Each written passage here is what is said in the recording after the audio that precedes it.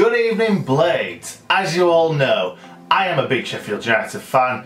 I've got a season ticket on the South Stand. I go to every single home game. But before every single game, home and away, I'm going to be doing a preview to every club Sheffield United are going to play, whether it be a cup game, a league game. I'm going to be doing them all. I'm not going to be waffling on for 10 minutes straight. I'm just going to be giving you the key facts so we can all go into every single game as informed as possible. So let's get into it. So for the first game, Sheffield United are going to be playing Swansea at 5:30 on Saturday, live on Sky. As this is the first game of the season, nobody knows what's going to happen. But after the Blades had a very solid first season back in the Championship, and with Swansea getting relegated, finishing 18th, third bottom in the Premiership last season, who knows what's going to happen? Your guess is as good as mine. So in pre-season, the Blades are unbeaten with 4 wins, 2 draws. However, Swansea have had a slightly worse start to life after the Premier League, with only 1 win, 2 draws and 2 defeats. However, we all know that pre-season is just pre-season, but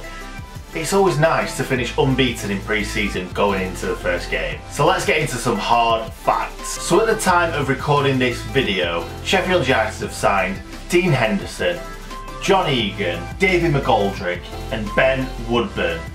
But we've also sold David Brooks to Bournemouth for 12 million to fund these signings. Whereas Swansea are probably more interested in keeping the Premiership players from last season. However, to my knowledge, Swansea have signed 3 players. They've signed Joel Asoro, Barry McKay and Bersant Salina to add to their very strong squad. However, currently it looks like Alfie Mawson will no longer be a Swansea player by the 4th of August. And how will that affect the team? As I said, Swansea's got a very strong squad going into this first game of the season, and I've got a lot of quality in all different areas of the pitch. Here are some of their key players. There are 2 ex-Sheffield United players in Nathan Dyer and our very own Kyle Norton. They also have Jordan Ayew, Luciano Narsing, Tom Carroll, Wayne Routledge, Leroy Fer, Martin Olsen, and finally, the Man Mountain Wilfred Boney.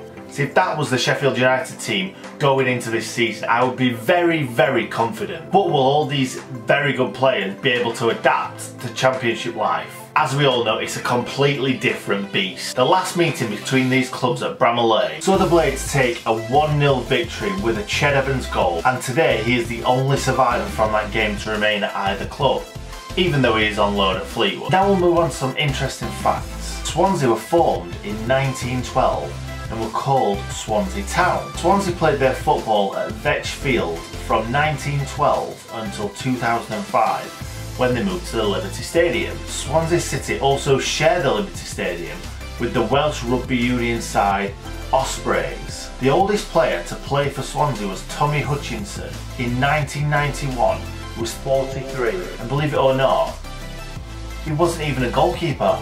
He was a midfielder. So now let's move on to my predicted Sheffield United 11 for this game. So I think he's going to play Dean Henderson in the net to start off with. That's who he started most games with, so I think Dean Henderson is going to get the nod over Simon Moore, even though he had a brilliant game against Doncaster. Pretty much the rest of the team writes itself. So I think the left wing back is going to be Enda Stevens, the right wing back is going to be George Baldock, as I don't think Kieran Freeman's had enough game time and George Baldock was brilliant last season. At left centre back will be Jack O'Connell.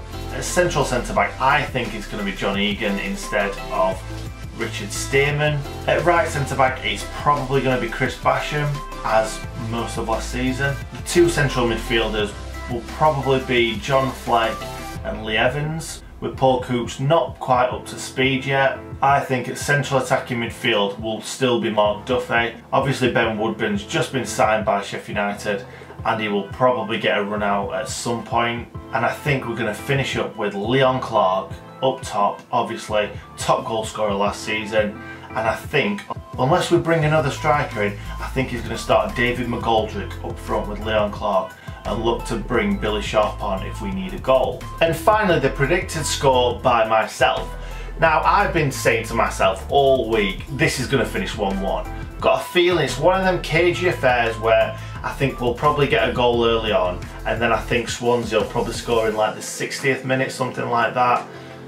But I've been saying 1-1 all week, but let's start it off positive. So I think we're going to win 2-1. I think we're going to get 2 early goals, and then they're going to get one back towards the end. I think Leon Clark's going to score and David McGoldrick's going to score. Thank you very much for watching. I hope you've enjoyed the video. If you have, don't forget to leave a like and subscribe downstairs for more. As I'm coming up to 5,000 subscribers, every subscriber counts. So see you soon, guys, and let's relish this opportunity.